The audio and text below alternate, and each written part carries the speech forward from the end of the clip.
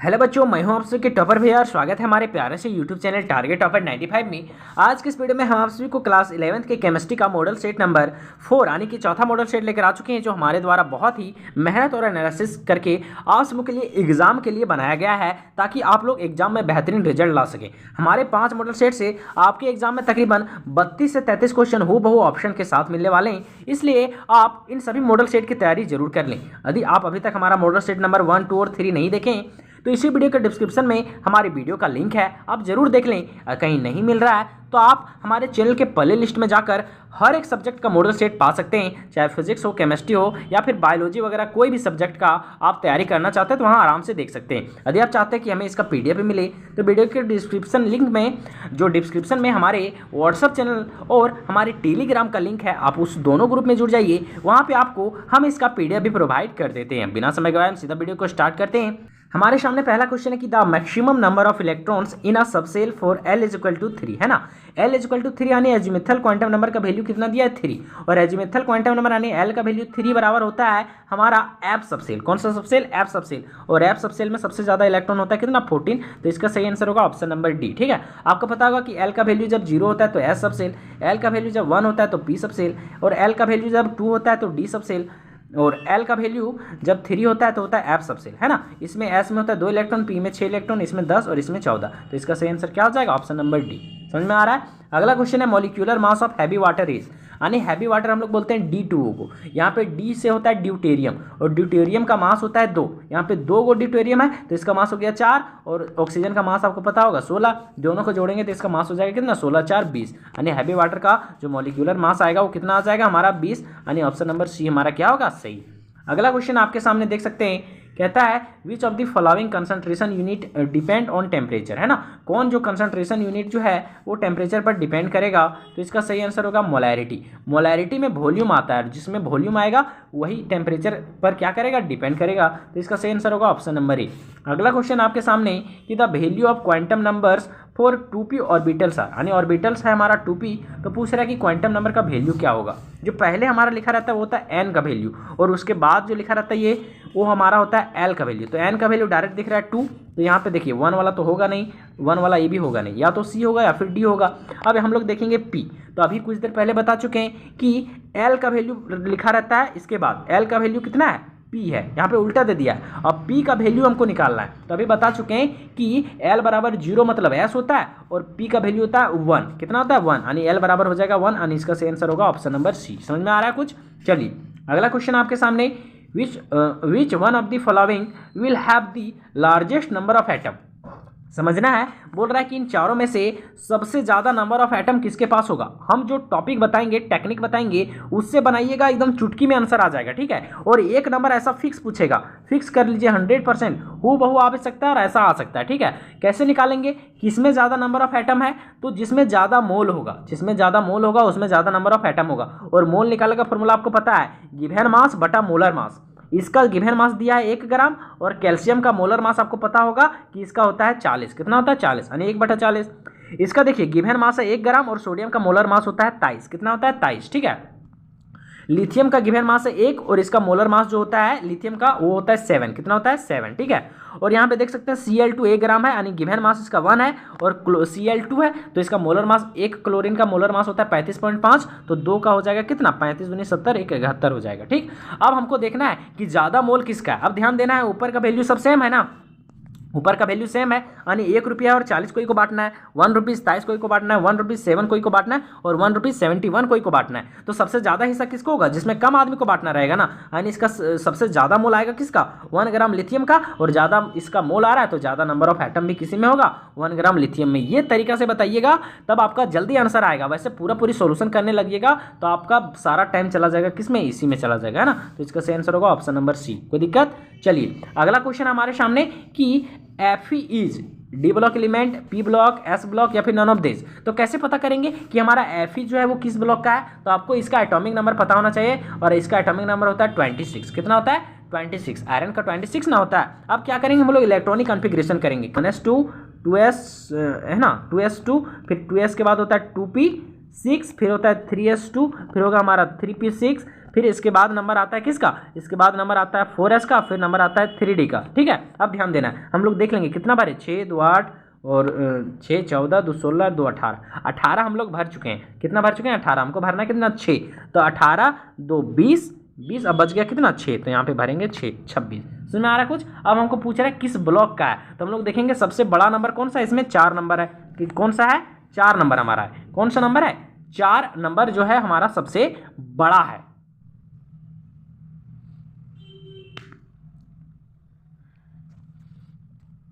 ये हमारा electronic configuration हो गया। अब हम लोग देखेंगे कि सबसे लास्ट में हम लोग किस ऑर्बिट में इलेक्ट्रॉन भरे, मतलब किस में भरे, तो सबसे लास्ट में हम लोग भरे 3D में ना। तो ये जो D हमारा आया वो हमारा क्या हो जाएगा, हमारा वही ब्लॉक का नाम हो जाएगा। यानी ये किस में, किस ब्लॉक का एलिमेंट है, D ब्लॉक का। किस में है, D ब्लॉक का, है ना। आप लोगों को पता होगा कि हम लोग पहले 3D नहीं लिखते हैं, पहले 4s आ जाता है क्योंकि इसका एनर्जी कम होता है ना। तो बाद में हम लोग 3D लिखते हैं। लास्ट इलेक्ट्रॉन भरे हम लोग 3D में, यानी कि D में भरे, तो ये हो जाएगा D ब्लॉक एलिमेंट, यानी हमारा ऑप्शन नंबर ए हमारा क्या हो जाएगा, सही हो जाएगा। कोई दिक्कत है यहाँ तक समझने में? देखिए हम पूरा एक्सप्लेन करके आपको बताते हैं ताकि आप नहीं भी पढ़े ना, और या फिर कोई टॉपिक का अभी छूट भी गया, भूल भी गए, तो भी आपको याद हो जाएगा। ठीक है, तो इसलिए हम थोड़ा सा इस तरह से बताते ताकि आपको अच्छा से समझ में आ जाए। 7वां नंबर क्वेश्चन क्या कहता है, what will be the amount of water produced by the combustion of 16 gram methane. यानी कि क्या कर रहे हैं हम लोग, CH4 मीथेन यानी CH4, वो भी कितना है 16 ग्राम, इसका कंबशन कर रहे हैं, यानी इसका रिएक्शन कराने किसके साथ, O2 के साथ, है ना। तो हमको हमेशा जब कंबशन होता है तो वहाँ पे हमें दो चीज़ मिलता है, H2O और CO2, यानी कार्बन डाइऑक्साइड और वाटर, है ना, ये चीज़ मिलता है। अब हम लोग कैसे पता करेंगे, तो हम लोग सबसे पहले बैलेंस करेंगे। ठीक है, यहाँ पे देखिए एक कार्बन, यहाँ पे एक कार्बन, यहाँ पे 4 हाइड्रोजन और यहाँ पे हाइड्रोजन 2 ही है, यहाँ पे 2 ऑक्सीजन और इधर ऑक्सीजन हो गया 3। पहले ऑक्सीजन को बराबर करते हैं ना, यहाँ पे 2 देंगे ऑक्सीजन, तो हमारा यहाँ ऑक्सीजन हो गया 4, यहाँ पे 2 है और यहाँ पे 3 ही ऑक्सीजन है ना, तो इसको भी 4 करना पड़ेगा। यहाँ 2 देंगे, कितना देंगे 2, तो हमको लगता है बैलेंस हो गया। देखिए 4 हाइड्रोजन, यहाँ भी 4 हाइड्रोजन, यहाँ पे एक कार्बन, यहाँ एक कार्बन, यहाँ पे 2 और 2 4 ऑक्सीजन और यहाँ पर 4 ऑक्सीजन। अब क्या बोल रहा है कि 16 ग्राम मीथेन को जला रहे हैं तो हमें कितना H2O मिलेगा। अब हम लोग देखेंगे कि कितना मोल ये है और कितना मोल ये है। तो यहाँ पे देख रहे हैं कि 1 मोल CH4 है तो हमको मिल रहा है 2 मोल H2O, यानी कि डबल मिल रहा है। कितना मिल रहा है, डबल मिल रहा है। अब हम लोग देखेंगे कि CH4 16 ग्राम है तो कितना मोल है, तो हम लोग गिवन मास है 16 ग्राम और इसका मोलर मास देखेंगे तो कार्बन का 12 और 4 16, यानी कि 16, यानी कि 1 मोल आया, है ना। यानी कि हम लोग CH4 को कितना जला रहे हैं, 1 मोल, तो हमको H2O कितना मिला रहा है, 2 मोल। कितना मिल रहा है, 2 मोल। अब हम लोग 2 मोल H2O का मास निकालेंगे, है ना। तो H2O हमारा कितना है, 2 मोल। हम लोग 1 मोल का निकालेंगे तो 1 मोल का होता है, देखिए 16 और 2 18, है ना। तो 2 मोल का हो जाएगा डबल, यानी 18 दूनी 36, 36 ग्राम हमारा हो जाएगा सही आंसर, यानी इसका सही आंसर होगा ऑप्शन नंबर ए। ठीक है, इस तरह हम लोग निकालेंगे। अगला क्वेश्चन आपके सामने, विच of the following electronic configuration is not possible, है ना। इन चारों में से कौन सा इलेक्ट्रॉनिक कॉन्फ़िगरेशन पॉसिबल नहीं है, तो इसका सही आंसर होगा 2d5। ये हमारा नहीं हो सकता क्योंकि आपको पता है कि जितना नंबर होता है उतना जाता है ना, यानी होता है 1s तो सिर्फ एक है तो एक ही बार लेगा, 2 होता है सिर्फ 2s और 2p। कभी भी आप देखें कि 2d और 2f कभी लिखा हुआ कभी नहीं देखे होंगे ये सब, है ना। तो यही हमारा हो जाएगा गलत। बाकी 4s हो सकता है, 5f तक हो सकता है, 2p तो होता ही है, लेकिन कभी भी 2d नहीं हो सकता है। ठीक है, तो यही हमारा हो जाएगा सही आंसर। ठीक, ऑप्शन नंबर बी, है ना, यही पॉसिबल नहीं है। अगला क्वेश्चन हमारे सामने यहाँ पे 9th नंबर कि number of electron in 4th shell of copper atom, है ना। अब कॉपर एटम के चौथा में बोल रहा है कि कितना एटम होगा। अब कॉपर का एटॉमिक नंबर हमको पता होना चाहिए, इसका एटॉमिक नंबर होता है 29। कितना होता है, 29। अब हम लोग क्या करेंगे, इलेक्ट्रॉनिक कॉन्फ़िगरेशन जिस तरह अभी किए थे पहले, 1s2 फिर 2s2 फिर 2p6 फिर 3s2 फिर आ जाएगा हमारा 3p6, फिर आएगा यहाँ पे 3p के बाद बताए ना 4s आता है, फिर लास्ट में आता है 3d। कोई दिक्कत है? अब क्या करेंगे हम लोग, देखेंगे कितना भरें। देखिए 6 2 8 6 14 15 16 17 18 भर दिए, हमको और कितना भरना है, 18 भर दिए तो हमको 11 और भरना है ना। तो होगा क्या, यहाँ पे एक एक्सेप्शन आता है, 11 में 10 ये ले लेगा और देगा 1 इसको, है ना। वैसे नियम से 2 यहाँ होना चाहिए और 9 यहाँ, लेकिन ये 10 इसलिए लेता है क्योंकि 10 को हम लोग स्टेबल मानते हैं ज़्यादा, क्योंकि कंप्लीट फुल फील्ड होता है ना, उसको ज़्यादा स्टेबल मानते हैं ना। तो यहाँ पे पूछ रहा है कि 4th सेल में कितना होगा, तो 4th सेल ये है और 4th सेल में कितना इलेक्ट्रॉन है, सिर्फ 1, तो इसका सही आंसर होगा ऑप्शन नंबर डी। कोई दिक्कत है? चलिए अगला क्वेश्चन आपके सामने देख सकते हैं। आपको वीडियो अच्छा लग रहा होगा तो कम से कम एक लाइक जरूर कर दे, है ना। चलिए अगला क्वेश्चन है कि which of the following species will have the largest size, है ना। इन चारों में से बोल रहा है कि सबसे बड़ा साइज किसका होगा। तो देखिए जिस पर जितना पॉजिटिव चार्ज होता है उसका साइज उतना छोटा होता है, तो ये पॉजिटिव चार्ज वाला तो हम लोग लेंगे नहीं, हम लोग कंपेयर करेंगे सिर्फ इन दोनों में, फिर देखेंगे सबसे बड़ा साइज किसका है। मैग्नीशियम है और फिर एल्युमिनियम है, पहले आता है मैग्नीशियम फिर आता है एल्युमिनियम, यानी कि एटॉमिक नंबर कम किसका है, Mg का, और एल्युमिनियम का एटॉमिक नंबर ज़्यादा है, यानी जेड इफेक्ट ज़्यादा लगेगा जिसका एटॉमिक नंबर ज़्यादा होगा, और इस पर जेड इफेक्ट कम लगेगा। तो जेड इफेक्ट जितना कम लगेगा ना उसका साइज उतना ज़्यादा होता है, यानी कि सबसे बड़ा साइज हो जाएगा mg का, यानी इसका सही आंसर होगा ऑप्शन नंबर ई। ठीक है, अगला क्वेश्चन आपके सामने कि the element which atomic number 35 belongs to which block of the periodic table, है ना, यानी एटॉमिक नंबर है 35, तो बोल रहा है किस ब्लॉक में है, तो ब्लॉक और पीरियड निकालना आपको अच्छे तरीके से आना चाहिए, है ना। अब देखिए एटॉमिक नंबर है 35, हम लोग नहीं जानते कौन सा एलिमेंट है, छोड़ दीजिए, तो हम लोग इलेक्ट्रॉनिक कन्फिग्रेशन करेंगे 35 तक। देखिए पहले 1s2, फिर 3s2, फिर करेंगे 3p6, है ना, फिर आएगा 1s 2s। देखिए यहाँ पे क्या आ जाएगा, पहले 1s आएगा 1s2, फिर आएगा 2s2, फिर आएगा 2p6, फिर आएगा हमारा 3s2, फिर आएगा हमारा 3p6, फिर हमारा 3p के बाद आता है 4s2, फिर आएगा 3d10। यहाँ तक 30 को हो गया, हमको भरना 35। अब देखिए 3d के बाद आएगा 4p, क्या आता है 4p, ध्यान में रखना है 4p, और 4p में 30 भर दिए तो भरेंगे 5, यानी कि लास्ट हम लोग क्या देखें यहाँ पे p देखें, तो ये p हमारा ब्लॉक है, तो हमारा ब्लॉक ही पूछ रहे हैं ना, क्या पूछ रहा है, ब्लॉक है ना पूछ रहा है, हाँ, तो यहाँ पे लास्ट हम लोग भरे किस में, 4p में, यानी p ब्लॉक में भरे, तो ये एलिमेंट हो जाएगा किसका, p ब्लॉक का, है ना। तो इसका सही आंसर क्या हो जाएगा, ऑप्शन नंबर बी। कोई दिक्कत है, तो इस तरह से हम लोग ब्लॉक पता करते हैं कि कौन सा ब्लॉक में है ना। अगला क्वेश्चन आपके सामने कि IPSC symbol of element which atomic number is, इस वजह से इस ये आप लोगों का सिलेबस से हटा दिया गया, इसको नहीं भी देखेंगे चलेगा, मिस्टेक से प्रिंट हो गया है ना। चलिए अगला क्वेश्चन है कि हेलोजन्स बिलोंग्स टू, है ना, जो हेलोजन ग्रुप होता है वो कहाँ होता है, पता होगा आप लोगों का, ग्रुप 17 को हम लोग क्या बोलते हैं, हेलोजन, यानी इसका सही आंसर होगा ऑप्शन नंबर डी। अगला क्वेश्चन आपके सामने देखिए, ये भी आपके सिलेबस से हटा दिया गया, कैसे प्रिंट हो गया, ये भी नहीं होगा ना, ये इसको भी छोड़ देना।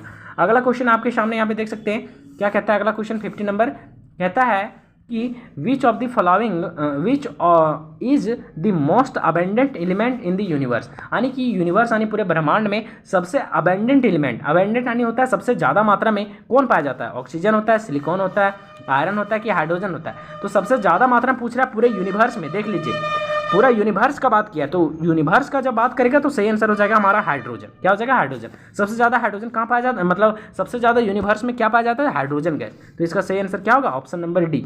हाँ, कहीं पूछता कि एयर में सबसे ज़्यादा कौन सा प्रचुर मात्रा में पाया जाता है, तो एयर में सबसे ज़्यादा नाइट्रोजन पाया जाता है, लेकिन यहाँ नाइट्रोजन नहीं है ना, तब हम लोग ऑक्सीजन मारते हैं, लेकिन यहाँ पे एयर नहीं पूछा है, यहाँ पे पूछ दिया यूनिवर्स, और यूनिवर्स पूछा है तो हम लोग क्या मारेंगे, हाइड्रोजन, यानी ऑप्शन नंबर डी हमारा होगा सही। ठीक है, अगला क्वेश्चन है 60 नंबर की syn gas is a mixture of, तो साइन गैस जो होता है वो H2 और CO यानी कि कार्बन मोनोऑक्साइड का मिक्सचर होता है, तो इसका सही आंसर होगा ऑप्शन नंबर बी।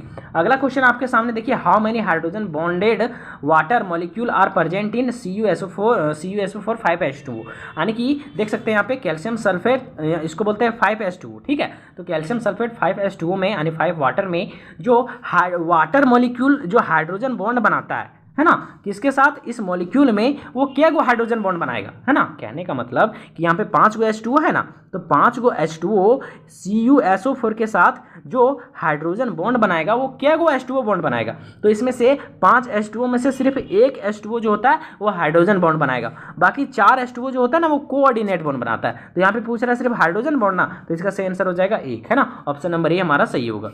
अगला क्वेश्चन आपके सामने देख सकते हैं, यहाँ पे कहता है which of the following carbocation is most stable, तो देखिए यहाँ पे दिया गया है कार्बोकैटायन और बोल रहा है कि ज़्यादा स्टेबल कौन होगा, तो जो ज़्यादा डिग्री का होगा, है ना, 1 डिग्री को सबसे कम स्टेबल मानते हैं, 2 डिग्री ज़्यादा स्टेबल, है ना, 3 डिग्री उससे भी ज़्यादा स्टेबल, है ना। तो यहाँ पे देखेंगे कि कौन जो है वो सबसे ज़्यादा डिग्री, तो देखिए यहाँ पे ये हमारा कार्बोकैटायन है और इस कार्बन से सिर्फ एक ही कार्बन डायरेक्ट अटैच्ड है, यानी इसका है मात्र 1 डिग्री, तो ये तो होगा नहीं, कम स्टेबल है। यहाँ पे ज़्यादा स्टेबल पूछ रहा है, देखिए यहाँ पे अगला है हमारा कार्बोकैटायन C और इससे डायरेक्ट 3 कार्बन वाला अटैच है, यानी इसका डिग्री है 3, यानी मैक्सिमम डिग्री इसी का है, तो हमारा यही सही आंसर होगा। बाकी चेक कीजिएगा तो ये सिर्फ 1 डिग्री है और ये 2 डिग्री, क्योंकि यहाँ पे इधर इधर 2 को जोड़ा है ना प्लस के बगल में, यहाँ प्लस के बगल में सिर्फ एक ही है ना, तो ये 1 ही डिग्री, ये 2 डिग्री है, तो उससे ज़्यादा कौन है, 3 डिग्री, तो इसका सही आंसर होगा ऑप्शन नंबर बी, यही ज़्यादा स्टेबल है। ठीक है, अगला क्वेश्चन आपके सामने देख सकते हैं, यहाँ पे ये भी आप लोगों के लिए हटा दिया गया, बस ये क्वेश्चन छोड़ दीजिएगा। अगला क्वेश्चन देख सकते हैं यहाँ पे, बहुत प्यारा सा क्वेश्चन, क्या बोलता है कि CO3 यानी calcium carbonate is known as, calcium carbonate को हम लोग और किस नाम से जानते हैं, तो उसको हम लोग लाइमस्टोन बोलते हैं ना, तो इसका सही आंसर होगा ऑप्शन नंबर डी। अगला क्वेश्चन आपके सामने देख सकते हैं, यहाँ पे 21 नंबर क्वेश्चन बोलता है the criteria for spontaneity for our reaction at a constant pressure and temperature is, बोल रहा है कि ये कांस्टेंट टेम्परेचर और प्रेशर पर क्राइटेरिया जो होता है वो स्पॉन्टेनिटी का, वो यानी कि स्पॉन्टेनियस प्रोसेस का है ना, स्पॉन्टेनियस प्रोसेस है तो उसमें से जो वैल्यू होगा वो कौन सा हमारा सही है, delta H greater than zero, delta S less than zero, delta G less than zero, या फिर delta G greater than zero.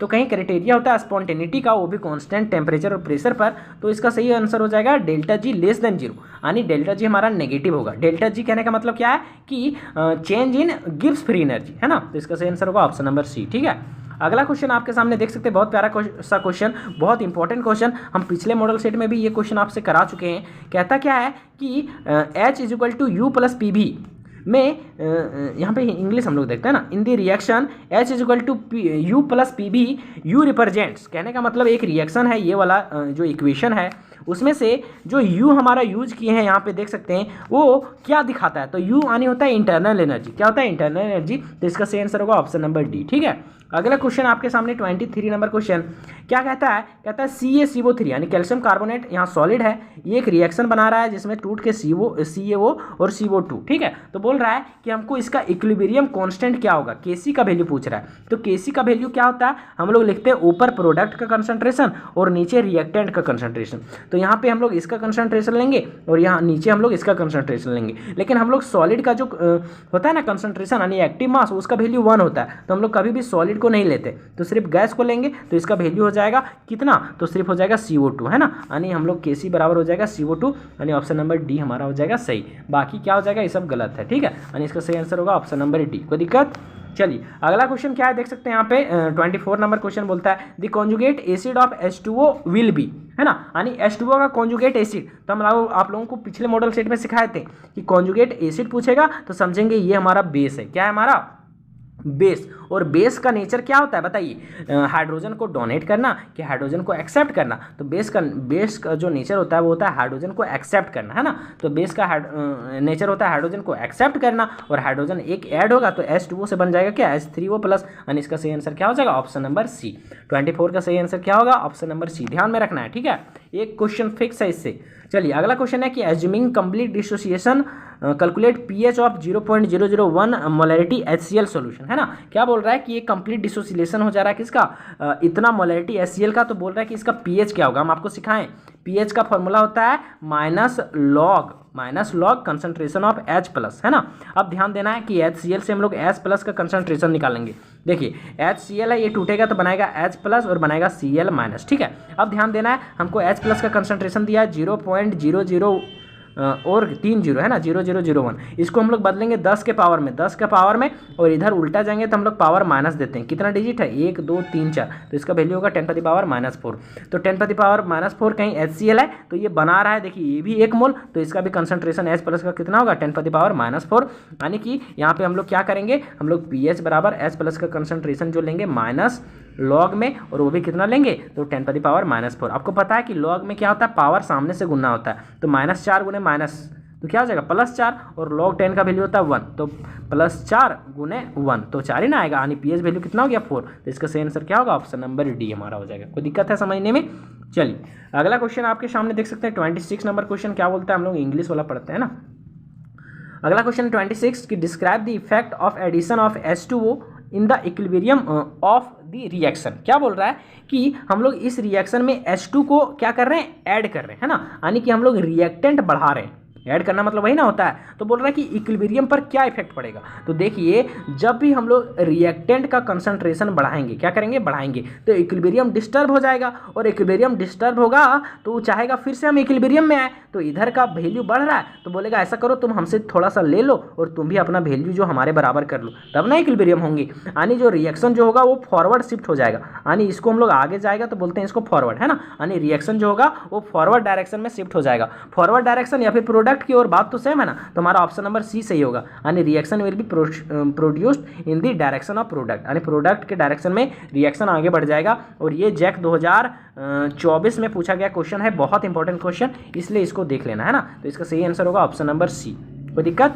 चलिए अगला 27 नंबर क्वेश्चन क्या बोल रहा है, कहता है what is oxidation state of sulphur in H2SO4, देखिए H2SO4 में हमको पूछ रहा है कि सल्फर का ऑक्सीडेशन स्टेट, हम आपको सिखाएं कि हम लोग क्या करेंगे, हम लोग जिसका पूछेगा उसको मानेंगे x और बाकी को जोड़ेंगे। हाइड्रोजन का ऑक्सीडेशन स्टेट होता है 1 और 2 हाइड्रोजन है तो इसका हो जाएगा +2, कितना हो जाएगा +2 यानी प्लस, और यहाँ पे ऑक्सीजन का होता है -2, 4 ऑक्सीजन है तो होगा -8 और ऊपर में कितना इस पर चार्ज है, कुछ नहीं है तो 0 हो जाएगा। अब यहाँ पे देखिए 2 और -8 कितना होगा -6 और -6 उधर जाएगा तो बन जाएगा +6 यानी x का वैल्यू आ गया +6 यानी जो हमारा सल्फर का ऑक्सीडेशन स्टेट आएगा वो कितना आएगा +6 यानी इसका सही आंसर होगा ऑप्शन नंबर डी हो जाएगा। क्या हो जाएगा ऑप्शन नंबर डी।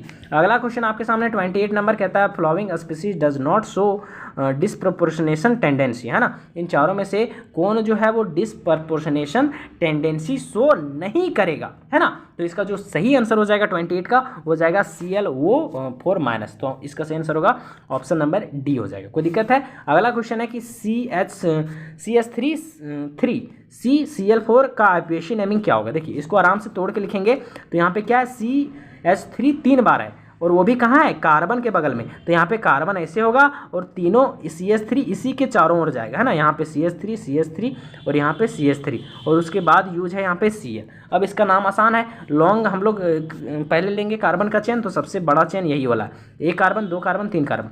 अब 2 पे एक बार मिथाइल है और 2 पर एक बार क्लोरो है, तो इसका सही आंसर क्या हो जाएगा, पहले 2 क्लोरो 2 मिथाइल और 3 कार्बन से होता है प्रोप, तो और सिंगल बॉन्ड है तो बन जाएगा प्रोपेन, यानी कि 2 क्लोरो 2 मिथाइल 3 कार्बन से क्या हो जाएगा प्रोपेन, है ना, 2 chloro 2 methyl propane, 2 chloro 2 methyl propane, 2 chloro 2 methyl propane. तो यहाँ पे देख सकते हैं 2 क्लोरो 2 मिथाइल प्रोपेन हमारा ऑप्शन नंबर बी हमारा सही होगा, है ना। 29 नंबर का सही आंसर क्या हो जाएगा ऑप्शन नंबर बी। कोई दिक्कत है यहाँ तक समझने में, चलिए तो सिंपल इतना तो आता ही होगा आप लोगों को। 30 number question, the total number of sigma and pi bond in benzene, यानी C6H6 में सिग्मा और पाई बॉन्ड पूछ रहा है ना। देखिए हम लोग सिग्मा और पाई बॉन्ड कैसे निकालते हैं, सिंगल बॉन्ड में हमेशा एक सिग्मा होता है, कितना सिग्मा होता है 1 सिग्मा, डबल बॉन्ड में हमेशा 1 सिग्मा और 1 पाई होता है। अब हम लोग C6 बनाएंगे, देखिए C6H6 इसका फॉर्मूला वही ना होता है बेंजीन का, देखिए बेंजीन ऐसे होता है, ठीक है, बेंजीन क्या होता है ऐसे होता है, यहाँ डबल बॉन्ड, यहाँ single bond double bond single bond और सब हर जगह एक हाइड्रोजन होता है, क्या होता है हर जगह एक हाइड्रोजन, ठीक है, इस यहाँ भी हाइड्रोजन यहाँ भी हाइड्रोजन, ये वाला नहीं पता चल रहा है, यहाँ पे कार्बन होगा, क्या होगा कार्बन। हमको गिनना है, देखिए सिंगल बॉन्ड क्या गो है, 1 गो 2 गो 3 गो 4 गो 5 गो 6 गो यहाँ हो गया, और सिंगल बॉन्ड 1 गो देखिए 7 गो, एक यहाँ 8 गो, एक 9 गो 10 11 12, यानी 12 सिंगल बॉन्ड यानी 12 सिग्मा और 3 गो डबल बॉन्ड है यानी 3 गो पाई, है ना, तो 12 सिग्मा 3 पाई, 12 सिग्मा 3 पाई, तो इसका सही आंसर होगा ऑप्शन नंबर सी, ठीक है। अगला क्वेश्चन आपके सामने कहता है hybridisation of carbon in H2CO, है ना, इसमें बोल रहा है कि कार्बन का हाइब्रिडाइजेशन कितना होगा। हमको लिखा है क्या, देखिए CH2 इसको ऐसे भी लिख सकते हैं और यहाँ पे है वो, ठीक है, इस तरह से लिखा गया है, या फिर ये बढ़िया से लिखाएगा तो यहाँ पे देखिए कार्बन डबल बॉन्ड ऑक्सीजन के साथ है और 2 बॉन्ड बनाया किसके साथ, हाइड्रोजन के साथ। अब हमको पूछ रहा है कि बताइए कि कार्बन का हाइब्रिडाइजेशन कितना होगा, तो हम आपको सिखा चुके हैं कि कार्बन का हाइब्रिडाइजेशन कहीं सिंगल बॉन्ड से कनेक्ट होता है तो उसको हम लोग लिखते हैं sp3, कहीं डबल बॉन्ड से कनेक्ट होता है तो लिखते हैं sp2, और कहीं ट्रिपल बॉन्ड से कनेक्ट होता है तो उसका हाइब्रिडाइजेशन होता है सिर्फ sp। ये हम आप लोगों को सिखाए थे कि ऐसा क्यों होता है, ठीक है, बस आपको याद रखना है इस तरह। यहाँ कार्बन देखिए मैक्सिमम कितना बॉन्ड से, डबल बॉन्ड से, तो डबल बॉन्ड से तो इसका हाइब्रिडाइजेशन कितना हो जाएगा sp2, और इसका सही आंसर हो जाएगा ऑप्शन नंबर बी, कितना हो जाएगा ऑप्शन नंबर बी, यानी 31 का सही आंसर होगा क्या ऑप्शन नंबर बी। ये तो हम डायरेक्ट रूल से बता दिए, ट्रिक से, है ना, ये ट्रिक से बनाइएगा, उतना काहे दिमाग लगाइएगा, वैसे आप क्लास में हम जब पढ़ाते हैं तब पूरा समझाते हैं, ठीक है। आप जो नए बच्चे आएंगे वैसे हम 12th आपको बिल्कुल फ्री पढ़ाने वाले और एकदम दोनों अंदाज में, ठीक है, ताकि आप लोगों को मजा आ जाएगा। 32 हमारा क्वेश्चन क्या कहता है, which of the following is not act as nucleophile, यानी कि इन चारों में से कौन हमारा न्यूक्लियोफाइल नहीं है, यानी कि इलेक्ट्रोफाइल है तो पॉजिटिव चार्ज किस पर है, हमारा Cl+ पर, तो ये हमारा हो जाएगा हमारा इलेक्ट्रोफाइल यानी नॉट न्यूक्लियोफाइल, यानी इसका सही आंसर क्या हो जाएगा ऑप्शन नंबर बी। कोई दिक्कत, चलिए अगला क्वेश्चन है 33 नंबर क्वेश्चन, कहता है कि the type of structural isomerism found इतना एंड इतना एज, है ना, क्या बोल रहा है कि ये हमारा स्ट्रक्चर आइसोमेरिज्म, तो बोल रहा है कि इन दोनों में से कौन सा आइसोमेरिज्म है, चेन आइसोमेरिज्म, पोजीशन, फंक्शनल या फिर मेटामर्स। तो यहाँ पे देखना है हमको, यहाँ पे देखिए यहाँ पे हमको लिख रहा है सिर्फ O और U, O यहाँ पे चेंज आ रहा है ना, और बाकी कार्बन देखिए सेम है, यहाँ भी सेम है, ठीक है। और जब सेम ग्रुप रहता है दोनों में, देखिए O आनी होता है इथर ग्रुप, ठीक है, अब इथर ग्रुप यहाँ भी, इथर ग्रुप यहाँ भी है, जब सेम फंक्शनल ग्रुप होता है तो आंख मूंद के बोलेंगे वो है मेटामर्स। कैसा है मेटामर्स, यानी इसका सही आंसर होगा ऑप्शन नंबर डी। यहाँ पे फंक्शनल ग्रुप कहीं अलग अलग होता है तो उसको बोलते हैं फंक्शनल आइसोमर, लेकिन जब फंक्शनल ग्रुप सेम रहेगा तो उसको नाम देते हैं मेटामर्स, यानी इसका ऑप्शन नंबर डी हमारा सही होगा, ठीक है। है, आपको दिमाग ज़्यादा नहीं लगाना, बस इतने में से सही कर देना, ठीक है। 34 नंबर क्वेश्चन क्या कहता है, the substituents that can not be classified as electron withdrawing group relative to hydrogen bond is, hydrogen is क्या बोल रहा है कि इन चारों में से हाइड्रोजन के रिस्पेक्ट में, है ना, हाइड्रोजन के रिस्पेक्ट में बताना है कि कौन इलेक्ट्रॉन विथड्रॉइंग ग्रुप नहीं है ना। तो इसका जो सही आंसर हो जाएगा 34 नंबर का हो जाएगा Cn माइनस, है वो नहीं Cn, यानी कि साइनाइड जो होगा वो हमारा इलेक्ट्रॉन विड्रॉइंग ग्रुप नहीं है ना। तो इसका सही आंसर होगा ऑप्शन नंबर डी, ठीक है। अगला क्वेश्चन आपके सामने 35 नंबर क्वेश्चन बोलता है CH3 CH double bond CH2 है और यहाँ पे H भी आ रहा है, तो यहाँ पे एक रिएक्शन दे दिया है ये, तो ये क्या बनाएगा, तो यहाँ देखिए CH3 CH और डबल बॉन्ड CH2 है और यहाँ पे H भी आ रहा है यानी HX है, तो यहाँ पे क्या है HX को हम लोग बोलते हैं हैलाइड, है ना, क्या बोलते हैं हैलाइड, तो यहाँ पे HX है यानी H भी आ रहा है, तो इसका जो प्रोडक्ट बनेगा क्या बनेगा, प्रोडक्ट जो बनेगा वो क्या बनेगा, तो जब भी डबल बॉन्डेड ये होता है यानी कि 1 2 3 कार्बन है, इथेन मिथेन प्रोपेन और डबल बॉन्ड है तो प्रोपिन जब भी यानी कि अल्कीन, है ना, अल्कीन कहीं HX यानी HBr के साथ रिएक्शन करता है तो हमेशा क्या होगा, यहाँ बनाएगा 2 ब्रोमोप्रोपेन, क्या बनाएगा 2 ब्रोमोप्रोपेन, यानी होगा क्या, देखिए यहाँ पे ये डबल बॉन्ड टूटेगा और डबल बॉन्ड टूटेगा तो एक जगह आएगा हाइड्रोजन और एक जगह आएगा ब्रोमीन, है ना, यानी ब्रोमीन आएगा देखिए यहाँ पे इधर अंदर तरफ और हाइड्रोजन आएगा यहाँ पे सामने, है ना, तो क्या बन जाएगा CH3 बन जाएगा, फिर बनेगा CH, यहाँ पे आ गया ब्रोमीन, है ना, और यहाँ पे आ जाएगा हमारा क्या CH2 था तो CH3 बन जाएगा, कोई दिक्कत है, तो ये बन गया हमारा 1 2 ब्रोमो और बन गया 3 कार्बन से प्रोपेन, समझ में आ रहा कुछ, चलिए तो इसका सही आंसर क्या होगा ऑप्शन नंबर ए, ठीक।